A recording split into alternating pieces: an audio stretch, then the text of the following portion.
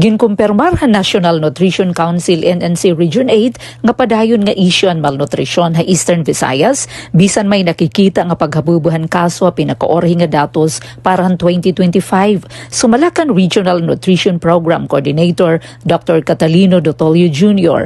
na uyon hiya nga nagawa sa mga pahayagan o report sa social media ang hitaas nga kaso han stunting o pagkabansot ha mga kabataan na edad 0 to 59 months sa rehiyon diin tulong nga probinsya, Eastern Samar, Northern Samar ngan Samar, anaada ha mga may hitaas nga prevalence.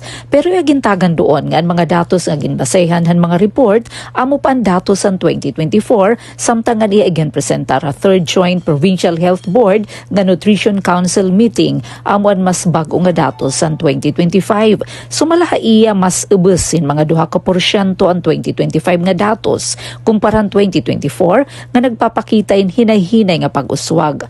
Haya na nga ranking, ada lagi hapon ha top 10 ang Eastern Samar nga Northern Samar, samtang ang Samar, diri na ada ha top 10 pero ada gihapon ha top 20. Ha provincial ranking han stunting hariyon 8 para 2025, nangungunan Eastern Samar, sinundan ha Northern Samar, Leyte Samar ngan Tacloban City.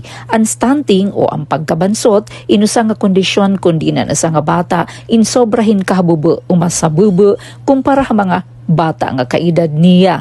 Ini indikasyon hinmalala nga undernutrition o kakulangan ha nutrisyon ha maiha nga panahon. Ha wasting o pagiging magasa nangunguna ang sulat Eastern Samar ngan San Francisco Southern Leyte hahanay han mga LGU.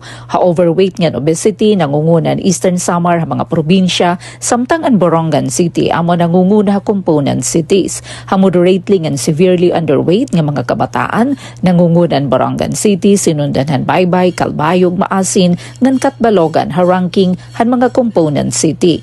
Ha top 10 LGUs naman han underweight cases nangunguna han San Jose de Buan ngan Pinabakdaw ha Samar, sinundan han Lope de Vega ha Northern Samar, ngan Maslog ha Eastern Samar. Igindoon ni Dotolio nga nutrisyon in usa nga multi-sectoral nga issue ngan diri ila responsibilidad han sektor han panlawas. Kinahanglan ang kooperasyon han iba-iba nga sektor, sugad han agrikultura, social work ngan gobyerno.